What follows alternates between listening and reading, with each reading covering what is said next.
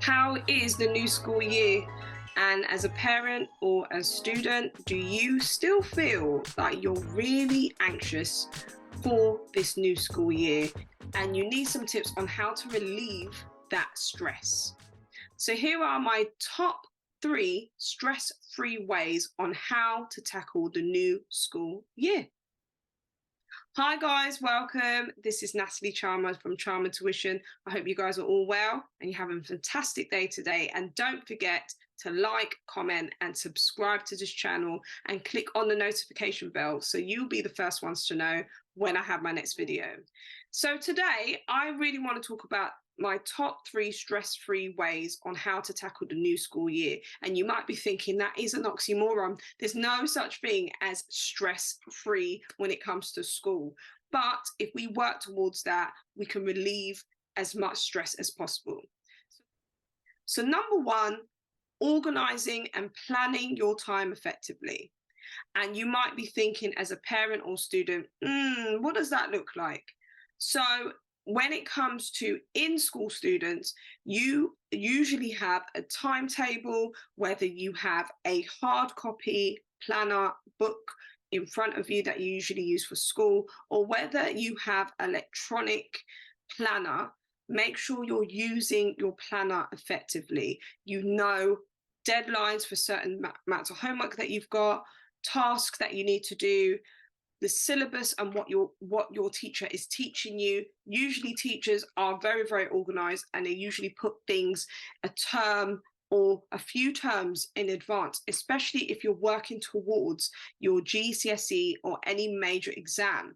I know the mocks are coming up, guys, so you probably might have a timetable that you could see.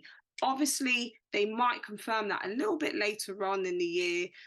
They might confirm that in November, they might confirm that in October, but it's good to kind of double check and make sure you're looking at those times, organizing your time. If you want to put a organizer on your wall, if you want to use a calendar, wherever you want to use it, whether it's visually in front of you or on your phone, just make sure you use it effectively. And I believe on your phone you can do notifications. And also, you've got to plan not only your homework time and tasks that you need to do, you also got to plan your extracurricular activities, because that's really important too. We can't be working ourselves to an early grave and then we don't have time to relax, don't have time to do things that we love and to release as much stress as possible. So make sure you are doing, if you are a student that loves football, make sure you do your football, make sure you do your hockey, you do your netball, you do your basketball, you do that music class, that piano class that you love. Obviously, just make sure you put it in the schedule so it doesn't override other tasks that you have to do in the week. And number 2, time management. Time management is really hard to kind of find a balance with your time management. And you might think, is there any such thing as a balance? Now, we can try and get the best balance as possible, but sometimes it's always going to overlap. We can try and find a healthy medium. How time management looks is make sure you're prioritizing. So time managing and prioritizing your tasks. Which homework tasks have the earliest deadline? So prioritize from the earliest deadline to the latest deadline. Make sure you know full well, okay, if this is in for the next 3 days, I need to do this first because this is the earliest deadline. So make sure you're planning that accordingly so you're not getting stressed out and you're not doing just busy work where we're just running around like a headless chicken and nothing is getting done because there's no clear strategy on how to get it done. So make sure you do that. And number 3, self-care. It's so important to concentrate on your self-care, especially when you're really busy and you've got a lot of hats to wear when it comes to tasks and roles you need to play, not only for students, but for parents too. Make sure you have that necessary cup of tea that you've been longing to have instead of leaving it cold in the morning. Make sure you go for a walk. Make sure you go to the park. Make sure you spend time, if you can, if time permits, family time together, eating around the dinner table, watching a movie. If there's any sports activities that you love, make sure parents and students that you look after and you value your self-care.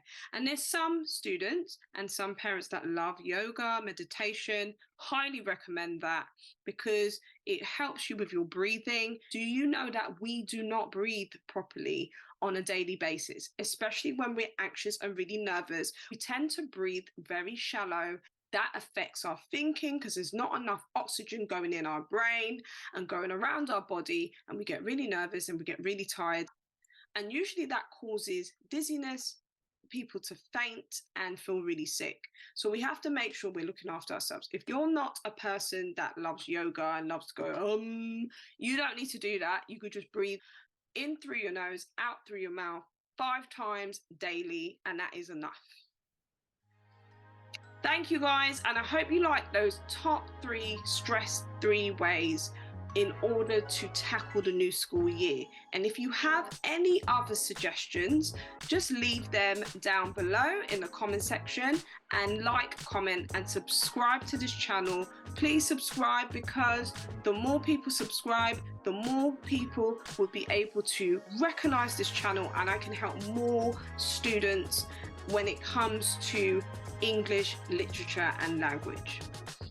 And remember guys, reach your full potential confidence. Take care, and I will see you in my next video. Bye.